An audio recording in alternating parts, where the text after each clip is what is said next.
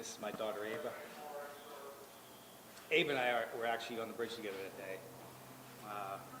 We were actually coming, I'd been working my boat in the morning, and I asked her if she wanted to ride down with me. I had to get a fuel filter. And she said yes if we stop at Atlantic Tackle. So she came along, and we stopped, finished our errands, and then grabbed something to eat, and then, as we usually do, drive through Ocean City on the way home. So we made the left onto the 90 bridge, and the first thing I remember is hearing tires screech. Thanks, Ryan. Is the hearing the tires screech, and then the truck swaying back and forth like someone was losing control and trying to overcompensate, and then the truck hitting the cement barrier and flipping, or not flipping, I'm sorry, spinning, and then flipping onto the guardrail. And I was so focused on the truck at that point, I didn't notice that he must have hit BMW that was now coming back towards us. So I swerved a little bit left. She still caught the front end of my car, hit the cement guardrail on the side of me, in between my car and the guardrail, and then crashed into the car behind me. And then we came to a stop, and our windows were down because I think it was about 85 degrees out that day. So there's glass everywhere, all through her hair, all over the car and the dashboard. So I immediately stopped to check she was okay, but my car sits so low I couldn't tell. So I pulled the car up, stopped the car. I got out, which I know I'm not supposed to do, but I ran around to the other. You're forgiven. Ran around to the other side. The police officers are not. You're okay. It's okay. Ran around to the other side and actually got her out of the car. So it was between the car and the cement barrier, and just was looking from head to toe to make sure she was okay. And of course, she was visibly shaking, but doing extremely well for just being in an accident. And that's when we noticed the car behind us and the car that she hit. The gentleman had got out of his car, and he was checking on her, and we were asking if she was okay, and she was just kind of nodding, and he was asking her if she was okay, and my daughter was asking her if she was okay. And then we heard yelling up ahead, and it's where the truck was on the railing. And I could see I was looking at the undercarriage of the truck, and someone was trying to throw open the door to get out, and from gravity it just kept slamming back down. So I told Ava to stay here, don't move. And then so I ran over to help that person get out of the truck. And by the time I got there, we were a pretty good distance away. I would say probably 30 yards, 25, 30 yards. He actually was able to get out and climb down, and continued to, wasn't really saying much, and didn't really say anything to me, just pointed down at the water. And when I looked over, I saw the car seat and some other items, and then about 6 feet away from the car seat was a little girl. She was on her back, completely floating, head completely out of the water, arms moving, legs kicking, in a little pink dress. So at that point, I Take your time. looked around for some boats. I figured there had to be a boat nearby. We boat in that water all the time. So I looked around, and as luck would have it, there were no boats, even in front of me or behind me. So then I heard Ava call my name. So I looked over at Ava and I said, just stay there, don't move. And when I looked out of the water, by that time she had flipped over onto her stomach, and her face was in the water. Take your time. You're doing good. So at that point, I took off my shoes, which I'm still not sure why, but I threw my legs over, hooked my arms around the back, and pressed my feet against, because there was a pillar directly below me, and just looked over at my daughter and said, grab the first firefighter or police officer you see, and then pushed off. When I hit like feet first, knees, and then arms, and was fine. I popped up, swam over to the girl, lifted her out of the water, and looked at her. Her mouth was open, her eyes were semi-open, and then I put her against my shoulder very high and aggressively pat her on the back. And within seconds, she spit up a bunch of water, a lot of water, and then started coughing and then took a deep breath. And then for the next 5 minutes, 4 minutes, 3 minutes, I really couldn't tell you. I just kept patting her, and she would cough and then spit up a little bit more water. And then I saw one of the police officers lean over. And at that time, it was a sigh of relief, because then I knew there was someone there with my daughter. Take your time. Thanks, Chief. Thank you. So they yelled down, asked me a couple questions if there was anyone else in the water. And I said no, asked me if she was okay. I thought she was okay, she was breathing, but wasn't saying anything, wasn't crying, she did reach up and grab around my neck, but really wasn't doing anything else besides that. So still very nervous. And a couple minutes later, that's when the pontoon boat showed up, the Oertel family, and really just right person in the right place at the right time. And swung his boat around. He knew the water, so he knew where to stop. And this family helped me up on, and I gave the little girl to his wife. And within seconds, he had it, full throttle over to the boat dock, and I sat in the front of the pontoon. So when we got there, the police were waiting, paramedics were waiting, and one of the officers grabbed the front of the boat. I jumped off. She gave me the little girl, and I ran her over to these guys immediately, and just a sigh of relief. So, Jonathan, Ava was with you the whole time.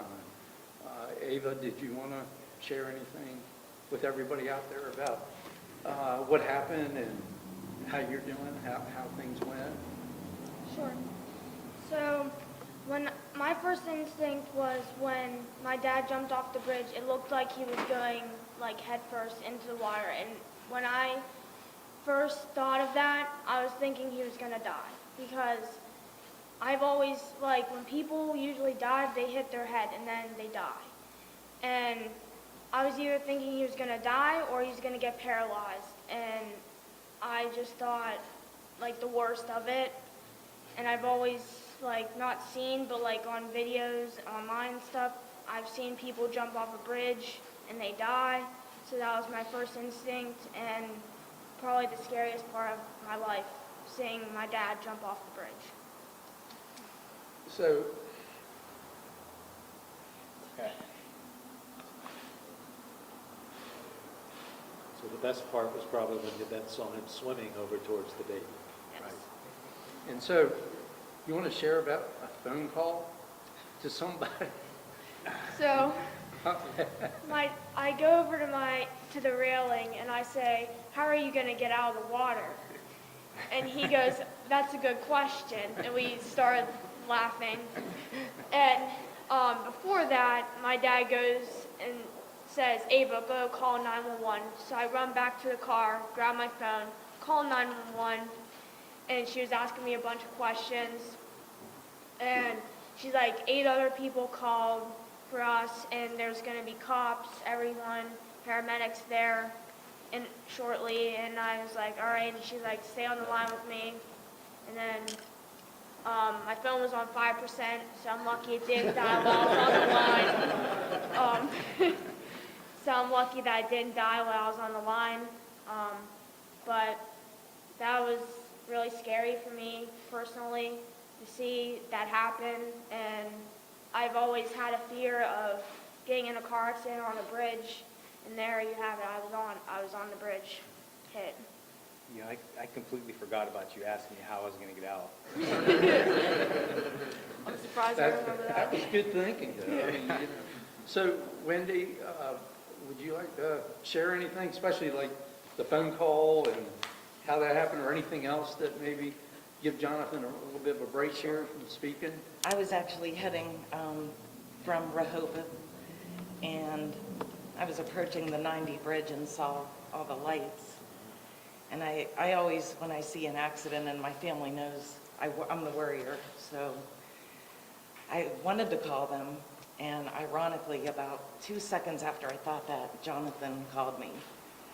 And, but I didn't really know anything. He didn't really make sense. He didn't even let me know that they were involved in the accident. And I'm pretty sure he wanted to keep me in the dark as much as possible. So I knew the only way I would find anything out is if I called Ava. So I called her, and she shared with me. It wasn't like an icebreaker. It was, Dad jumped off the bridge. So that's how the rest of my day went. But I am so thankful and appreciative of the fire department, the police, all the EMS and first responders. I'm proud of John, absolutely, for everything that he did, and for Ava for being brave while she's there by herself, and for the family that picked them out of the water. Weird. Just figured it out. Yeah, I didn't realize you guys were over there. So, Behind the mask, I'm recognizing, I can't say how proud I am of him. It doesn't surprise me. If you know him, you know that that is something he would do. And I just want to thank everyone for everything that they did, and the little girls in our prayers for sure, and her family. That's all. so Jonathan, if it's all right with you, can we let some of the first responders share a little bit of the time that they had to interact with you, but also what they did, and then you can ask them questions if you'd like, or Ava, you can ask them questions. And that might really put a little bit more behind the story, if you're all right with that. Absolutely. I mean, that's the whole reason we came down, is to just say thank you, guys, for what you did that day. Staying there on the bridge with my daughter, and I couldn't be there, and taking the little girl from my arms, and I knew then that she was going to be okay. And obviously the Oertel family, I can't say enough, you guys being in the right spot, like I said, the right people, the right spot, at the right time, and rescued me out of the water. So thank you as well. So yeah, absolutely, anything. So, Chief, this Chief Will Savage is one of our assistant chiefs from the volunteer fire department. Will, you were not necessarily the first one there, but one of the first. And then maybe Chief Fisher, he was the IC.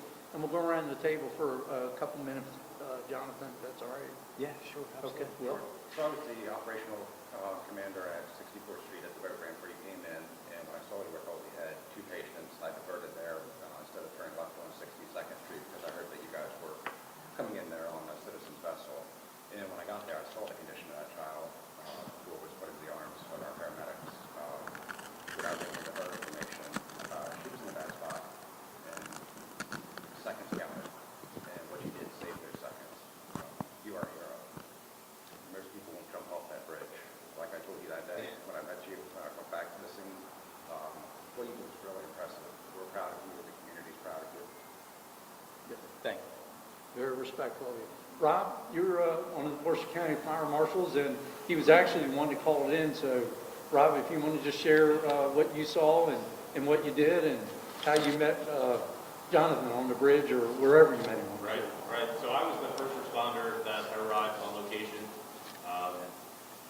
Route 90 is known for accidents. We have accidents on these high-speed highways. This is the first time in my career, over 20 years in the fire service, that I've ever seen a vehicle hanging off the side of the bridge. So while we deal with this vehicle accidents in a general sense, we don't deal with car accidents hanging off the bridge routinely. So it was quite a chaotic scene. I had 5 vehicles involved in a collision, one of them hanging off. And when I got there, I saw the individual climbing down off of the vehicle that was on his side on the bridge, climbing down. And then I immediately was just looking around trying to assess the scenario, radioing into incoming units that we actually had a rescue, that we had someone in the water. And that's when I looked over and saw you in the water with the baby. And I radioed incoming units because we knew that we needed a boat. And I didn't see any boats like you did for the first few minutes. So I radioed Natural Resources Police, Coast Guard, our fire boat to try and get some help coming because I knew we had those resources available. And at that point, I saw the pontoon boat, I saw you get onto the boat, and then we started stabilizing the scene on the bridge when units started arriving and we started getting more manpower there. So I just want to say thank you. Everyone here says, the humble hero. I'm glad that we now have a face with a name, and we really appreciate you. You definitely are a hero in all of our minds. Thank you. Thank you, Rob. Chief Fisher. Chief Fisher is one of our volunteer assistant chiefs. He was the initial incident commander on scene. Unfortunately, Chief Mo Cropper, who's our volunteer deputy chief, was also part of the incident command team. He is doing jury duty today, so he's unable to be here. But Chief Fisher, if you want to say a couple words real quick? Like I said, we run Route 90 often, and I happen to live, I can see Route 90 from my house. So when the initial call came out, I looked out the back door and said, oh, yeah, there's a bunch of cars over there. I better go. And as I was going through the house to get the keys, I heard Rob's report that there was 5 vehicles and possibly people in the wood. That set an entirely different pace to relax response. But with our resources we had, things came together great. And we were radioed that you were safe below, and then our concentration of both with the injured people and still the truck hanging over the side. We had to wait for get that and make sure that was stabilized so it didn't fall back on the bridge and injure people and all. So there were several different operations going on at the same time in which there wasn't any conflict. Things went off like clockwork. And I think a couple points that I just wanted to make, and then we're going to talk with a couple of the paramedics that got to had to take care of the baby, and also want to get to our other crew there with the pontoon boat. But when Jonathan went over the side, you don't know if another boat's coming or not. The vehicle itself was unstable. The vehicle could have come off the bridge and damaged any other body or any other thing in the water, the baby or even you, Jonathan. So what he did was, without question, a heroic thing and very courageous thing to jump over the railing 25 to 30 feet into open water, which was only 4 or 5 foot deep, but also the fact that boats could have been passing through there. Thank God they weren't, all right? But also that vehicle could have toppled over onto the baby or even Jonathan who got in the water. But Ryan, you want to share along with Elizabeth when you received the infant from the boat as well as from Jonathan? Introduce yourself. My name is Ryan Wilmer. I'm a firefighter paramedic. Sunday, everything's about timing, just like you guys. I was actually off duty. I was at the boardwalk with my family. We had just left, headed down Baltimore Avenue, and I get text pages from work if we have a fire or a large incident. And I got the text message, and reading the notes, I could see that it said there was a car hanging off. So in my head, that's clicking to me that it's going to be a rescue. They're going to need extra help. So I headed to headquarters to maybe help get the rescue truck out or kind of staff anything I could. The rescue truck actually got out with one of the paramedic units. It was great timing. But then I was able to jump on with Liz and Alex, and we headed up towards the bridge. And then they said we've had subjects in the water, and that was you guys. We didn't really have any details. They just said head to the 65th Street ramp, so that's what we did. We got there. You had handed the baby off to Alex. I personally was not expecting a pediatric patient when I think subjects in the water, one of them being a jumper. I'm like, okay, we've got a couple adults, maybe some traumatic injuries, but since they were brought in by boat, I was thinking everything was kind of maybe okay. Definitely a shocker to see that it was a pediatric patient. Handed it off, and then things just kind of processed very quickly. I got out to grab a backboard and pediatric bag while he was taking care of the child. Liz was starting to do everything she could to warm the child up because you start thinking airway, cooling the patient, or warming the patient up because she's been cold. Just a lot of things happened so quickly. I was able to catch up with you afterwards after we flew the child out, and catch up with you on the bridge. I'm sure it's all just a blur, but it was great to be able to meet you up there after everything happened. And just thank you for doing that, because had you not delivered her to us, it would have been a completely different outcome. Elizabeth? you got any notes? Yeah, absolutely. Everything that Ryan has said is spot on. I was driving, so by the time I got there and backed up to the boat ramp a little bit just to get a little better access to the boat, you had already handed off the infant to Alex. And by the time I got back around and back to the ambulance, I looked and I said, oh boy, this is a child. Because at the same time, I had no idea that it was a pediatric. But the way everything flowed, it flowed so well. I mean, we were coming up to the 65th Street boat ramp at about the same time, and they requested one of the ambulance to go to the boat ramp. So, you know, Chief Savage showed up, and it just looked pretty much like a well-oiled machine. He actually was the one who took us to the landing zone to meet the helicopter. And then, you know, like I said, everything, once you handed the child off, things just started kind of rolling down the plate. I remember something about there's a gentleman that does not want EMS or doesn't need anything, and then of course our focus was the child. So after the incident was over with, I said, what happened to the gentleman who jumped off the bridge? You know, because of course that was shocking to me. Was this guy just jumped off the bridge? Where did he go? But you know, like we spoke earlier, I mean, what you did, you absolutely made a difference, no matter what. I mean, we come to work every day. And it's our job, it's what we love to do, but you were with your family and you just instinctively jumped off and you saved the little girl, both you and your daughter. I mean, if it wasn't for both of you, she wouldn't be here. And you definitely made our job a lot easier. So we commend you. By all means, you're the hero, you did all the work, and we thank you for everything you did. Alex? Well, I would first like to apologize that I didn't even look at you when I took the baby out. And initially she was crying, and that was good. In that situation, it made me feel it was a very relieving sight. And it's kind of hard to follow after these two. I know that, I know you've heard this a lot, but we all are grateful for that, because she's going to be able to live a full life. I think that's something that the severity behind that. She's going to be able to live a life, and she's here because of the actions of me.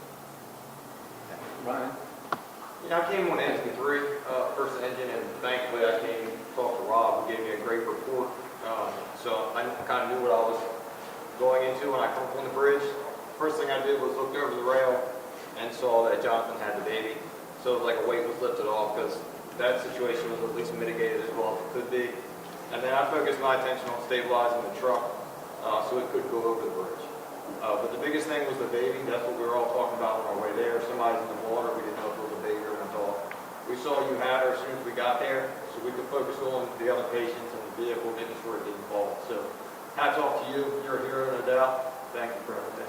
Thank you. So we have one of our helicopter Medevac state police officers here. If you could just step up for a minute. Actually, the pilot who flew the helicopter. Yeah, if you could step up, say your name so they can hear you, but also so Jonathan can see you. Thank you for being here. Thank you to everyone in the room here. My name is Mike McNulty. I'm the Maryland State Police Troop pilot. I am not a sworn law enforcement officer. The medics who took care of the child after receiving her and all the way up to Johns Hopkins Children's Hospital are troopers.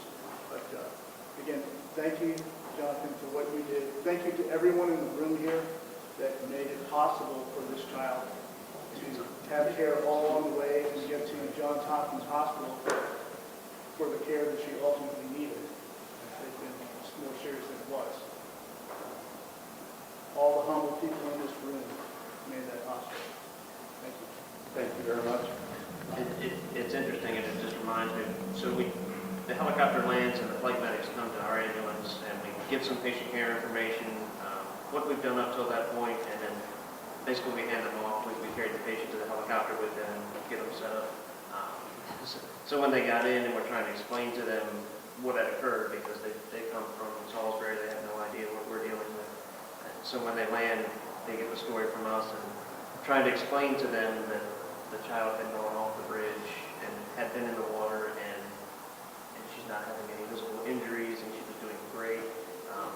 After a little bit of oxygen and bringing her up to speed, she was really doing great. You really, had you not been there or known anything, you would never would have guessed that had happened to her. So they were just kind of, it's interesting having to transfer off to the flight medics and having to explain that, something really serious happens. Yeah, and it does make a difference. So we have our Ocean City police officers here also. If one of you would step forward, introduce yourself, and explain what you did, we appreciate it. You can take your mask off as we're eating.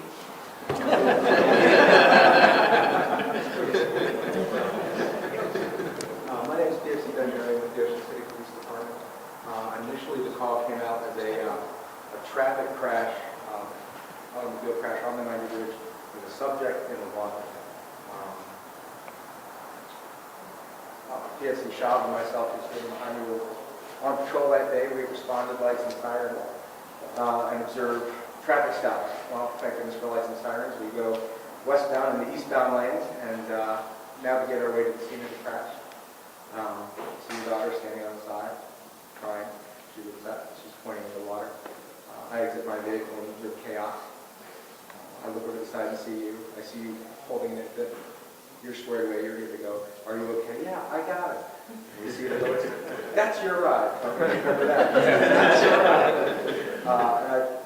Like everyone else said, we saw that you were good, and that the child was good, and that you were standing there above water. That's the best we could ask for at that point. And then it was scene management, priorities of work, taking care of the chaos on the bridge. It was chaos. I've been here for 9 years and I've never seen anything like it. And in the Army for 11 prior, never anything like it. Absolute heroism, selflessness, courage. So thank you for what you did. Maybe we're still putting the pieces together as to what exactly happened. You did great. Thank you, officer. So, Jonathan, we gave you a little bit of break from speaking. Yeah. But I want you to come over here and I want you to meet the people that picked you up. Yeah. Because you haven't been able to do that at this point. No. So, guys, thank you. Introduce yourself to John. Alayna Oertel. Joe, nice to meet you. Great job. Thank you. Alayna, thank you. And you're the one with the eye. I know. Thank you. I'd like to great job.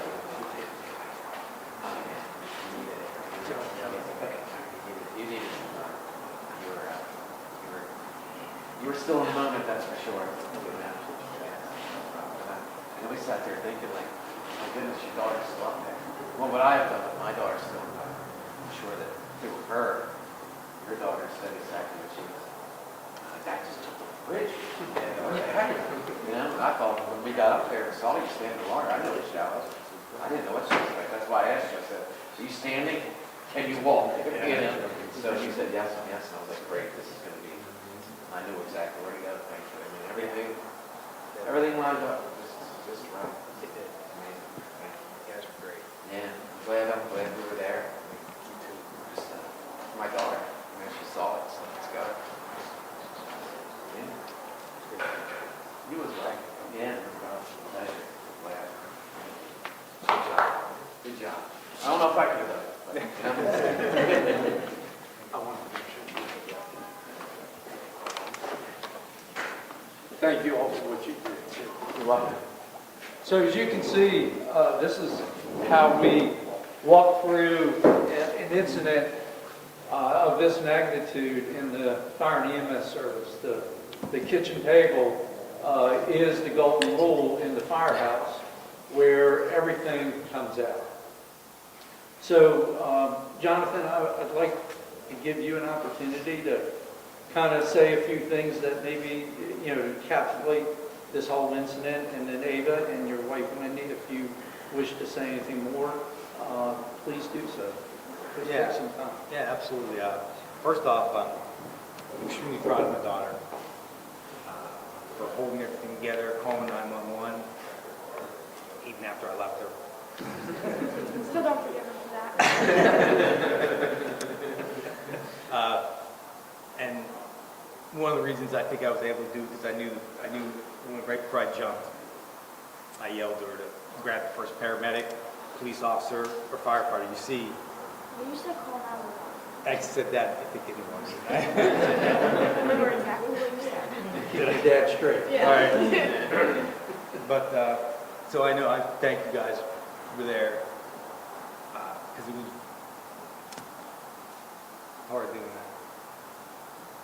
But, yeah, so like I said, I want to thank the Oertel family for picking me up and rescuing me out of the water,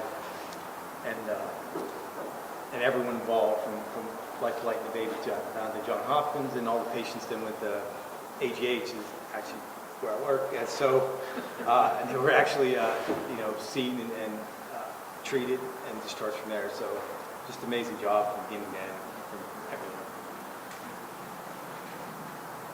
Thank you, Jonathan. Wendy, you want to say anything? Ava, do you want to share anything else? Well, Jonathan, you certainly have gone far and above. As I've told Jonathan now a couple of times, he is part of our fire and EMS family, and you can never leave. So that's an honor that we do not bestow on anyone that normally is not associated with fire and EMS. So I hope that you accept that and really, if you will, relish in that, because it's a very high honor to do that.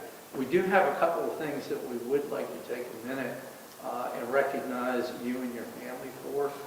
Ryan, if you want to come forward with the mayor. One quick question we have for you is, everyone wants to know, do you have any previous training, were you in the military, first responder? Of jumping off bridges? No, I was not. Okay, sorry. Yeah. He's afraid of heights. Yeah. He would never go on the Ferris wheel with me, I can say that. Well, now he's going to, I'm sure. Yeah, I don't think so. The irony of the whole story. Yeah. He won't go skydiving with me. What about bungee jumping? You've already done it once? I'll do that. I'll do that. You know, one thing that I have heard today from every single person that spoke that was on the scene, they were happy to see that you were in the water and you had the baby, but I can tell by what they all said, they were happy they were the ones that didn't have to jump. Said, that gentleman has it. He has it under control. And everybody that said that, they looked out, they saw it, they knew you had everything under control. And what I think is amazing is the roles that these two young ladies play in this, and how brave they both were. And you spotted them in the water, and you were there to back up your dad, and I think that's a real tremendous part of this story. It was really a family effort on the part of both of your families. That's really something very, very special. It is. Mayor, I think you had something you did want to give to the family. I do. Present to the family. So often, you give keys or gives other things to thank people for something they did, but this is so different. And we wanted to do something that I think was more in line with what really occurred out there. What we want you to remember, it's really from Ocean City. And it's a plaque, and we had this made today, and I'll turn around and show it to everybody in a minute. And it says, Jonathan Bauer, on behalf of the Mayor and City Council and the residents of Ocean City, we thank you for your heroic actions. We are forever grateful. May 2nd, 2021. And it's Ocean City with our seal.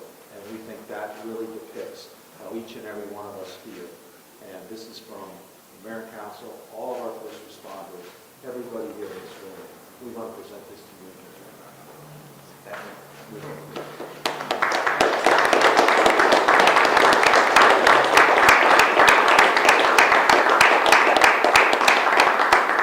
Never done one like that before. So that's a first. That's a first, there you go. Jonathan, we have something else for you. Our council president, Matt James, now that you're part of the family, the fire and EMS service, and your family is part of the fire and EMS service, we have a job shirt that we call, that we wear, and it has their names. And Jonathan, you want to say, or let everybody know what it says on there? J. Bauer, one time, 2021. Thank you, guys. You're welcome. Absolutely.